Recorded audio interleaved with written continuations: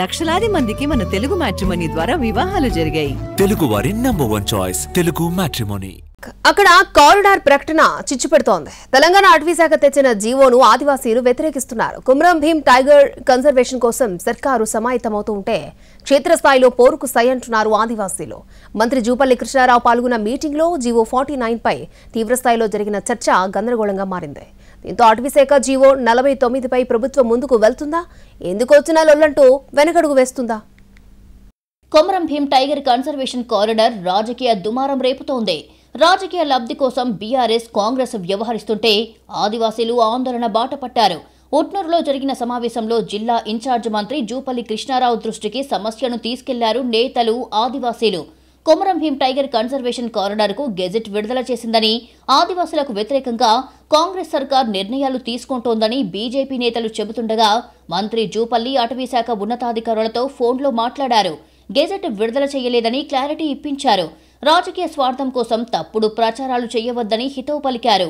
సమావేశంలో మంత్రి ఫోన్ చేయడంతో అటవీశాఖ ఉన్నతాధికారులు జీవో ఇవ్వలేదని చెప్పినప్పటికీ అసలు విషయానికి వస్తే కొమరం భీం జిల్లాలో 393 గ్రామాల పరిధిలో టైగర్ కన్జర్వేషన్ కారిడార్ ఏర్పాటుకు అధికారులు ప్రకటన చేశారు.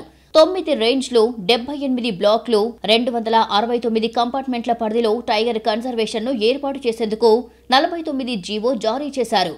మహారాష్ట్రలోని తడూబా టైగర్ జోన్, ఛత్తీస్గఢ్లోని ఇంద్రావతి టైగర్ జోన్ నుంచి తెలంగాణ సరిహద్దుల్లోని కొమరం భీం జిల్లాలో ఆవాసం కోసం కాగజ్ నగర్ అటవీ డివిజన్కు 2012 నుంచి పులులు వస్తున్నాయి. ఇలా వచ్చిన పులుల్లో కొన్ని వేటగాళ్ల ఉచ్చులకు బలైపోయాయి. పొరుగు రాష్ట్రాల నుంచి సరిహద్దులు దాటి తెలంగాణలోకి పులులు వస్తుండటంతో కొమరం భీం జిల్లా అడవులను టైగర్ కన్జర్వేషన్గా ఏర్పాటు చేసేందుకు అటవీశాఖ ఉత్తర్వులు జారీ చేసింది. బెజ్జూరు, కౌటాల, పెంచకల్పేట, చింతలమానేపల్లి, రెబ్బన, కర్జల్లి, కెరిమెరి మండలాలకు ఈ కారిడార్ ప్రతిపాదన ఉంది.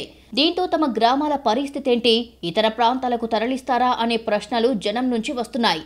ఇటీవల కొమరం భీం జిల్లా అటవీశాఖ ఉన్నతాధికారులు పర్యటించినప్పుడు కూడా ఇక్కడ టైగర్ కన్జర్వేషన్ కారిడార్ ఏర్పాటు చేస్తున్నట్లు ప్రకటించారు. టైగర్ కారిడార్తో జిల్లాకు ప్రత్యేక గుర్తింపు వస్తుందని, పర్యాటకంగా అభివృద్ధి చెందుతుందని, ఉపాధి అవకాశాలు లభిస్తాయని చెప్పుకొచ్చారు తెలంగాణ పీసీసీఎఫ్ సువర్ణ.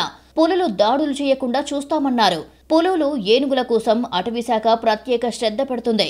కానీ మనుషులకు విలువ ఇవ్వట్లేదని ఆదివాసీలు ఆరోపించారు.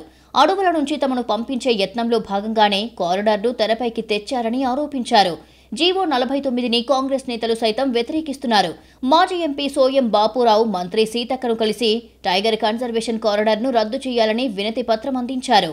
కారిడార్కు వ్యతిరేకంగా పోరాటం చేస్తామని పలు పార్టీల నేతలు హెచ్చరించారు.